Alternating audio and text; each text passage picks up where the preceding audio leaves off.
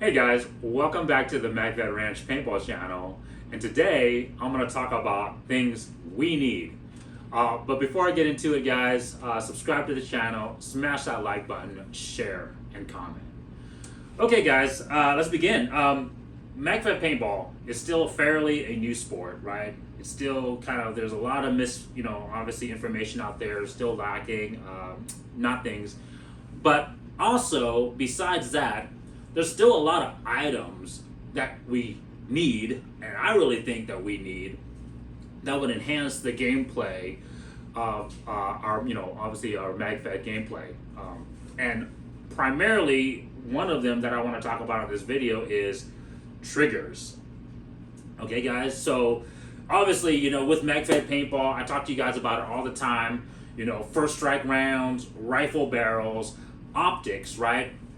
When we're talking about real steel, what are the things that you can do to enhance the performance of your real rifle, right? Whether it's AR, AK platform, battle rifle 308, right? Whatever platforms you guys like out there. What are things that you guys can do to enhance the performance of those applications, right? On an AR, right, we typically talk about replacing the barrel, right, with a more accurate, well-built, barrel that's going to give you that accuracy. And then, of course, we talk about handguards, right, because you want a free-floating handguard with the real steel stuff, so that way the barrel isn't touching the handguard, so that way it's not going to create that inconsistency when the barrel whips, right? Under slow-mo camera, you can see the real steel barrel actually whips. And obviously, if your handguard is attached to it, that's going to create accuracy issues, right? And so you're talking handguards, barrels, and then of course you're talking optics as well, right? Because that's going to be able to get you faster target engagement, right? Faster acquisition. Or of course, if you have magnification, which is the hot rage right now with LPVOs, or even some of the tried and true magnified optics like your LCANs or your ACOGs, right?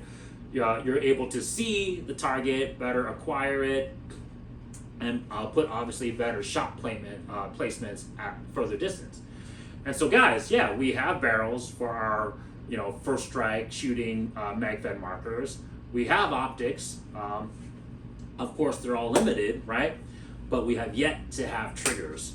Okay, guys, and so I'm gonna go and I'm gonna kind of explain a couple of the different trigger that I'm accustomed to shooting, that I've tested throughout my years. And the first one here is, of course, the T15 trigger. And guys, it's not a bad trigger. I mean, if I had to guess, unfortunately, I don't have a trigger weight here, guys, to test the trigger pull for you guys. But on the T15, you have to charge the handle just like a real AR. That puts the bolt back, so that way the marker can get aired up. Otherwise, if you don't do that, pretty much air is just going to shoot out the front of the marker. And then when you go to, let's ghost the trigger real quick, like Grand Thumb always says, right? There's a little bit of take up right here, a little bit of free play. So it's almost kind of like a quote unquote two-stage trigger.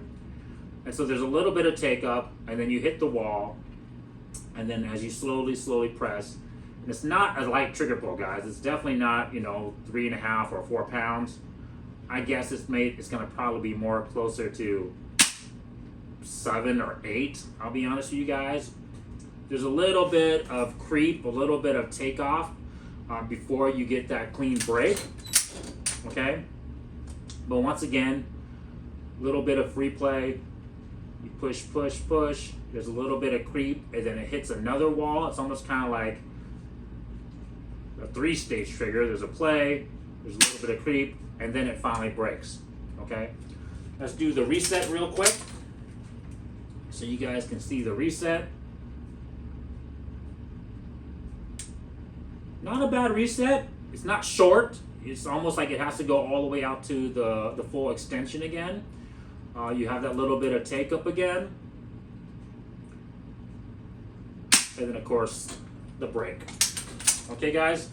So overall, the T15 really simulates just kind of like your standard AR combat trigger, right? That just comes standard with most ARs from the factory. But decent trigger, but not a target trigger, right? Not a very clean, crisp, you know, two-stage or even single-stage trigger like a Geisley, Knight's Armament, or some, you know, other nice trigger options that you can get out there for your real steel. And I guarantee you guys, just like the real steel stuff, if you have a good trigger pull, a good trigger with a light trigger press, guarantee you it'll probably reduce the group sizes and of course increase your accuracy at further distances. Okay, let's talk about the M17 real quick. Now, unfortunately, without the marker, the M17 being aired up, we don't unfortunately have a trigger press. The reason for that, guys, is the heat core system requires air to charge the bolt, right? So once you get air into the system, it pretty much pushes the bolt forward and it's, you know, it's ready to fire, right? It pretty much sets the bolt into position for it to be used. But the problem with that is that now it's going to shoot air every time you press the trigger. And so we can't dry fire an M17, unfortunately, like we can a T15. But what I'll tell you guys from my experience with the M17 is that the trigger is, it's pretty much just, there's a wall and then it breaks. And it's really hard to gauge where that break is going to be. And so it's kind of like, okay, just press, when is it gonna break, when is it gonna break, and then it just breaks. And unfortunately as well, too, it's a pretty heavy trigger pull. We're not talking like 12, 16 pounds, like a double action trigger or anything like that, but it's more than 5.5 for sure. It's probably closer, like I said, to 7 or 8, like the T15 trigger pull, if not maybe a little bit more. But unlike the T15 that has kind of a two-stage where you can kind of take up that extra, you know, space before the gun breaks, the M17 literally just breaks. And so it's a little bit more difficult to have a consistent trigger press with the M17. So I don't know how they'll figure it out, guys, because obviously the heat core system is different than the obviously the T15 system, but the M17 would really benefit by some type of trigger, you know, pull modification. You know, the T15 as well. I mean, if we can get it down to, let's say, like a 5, maybe 3.5 at the lightest crisp trigger pull, and maybe like a 2-stage where, you know, you can take up that extra gap, set your trigger, and then when you're ready to send the shot, you know, press and break that wall.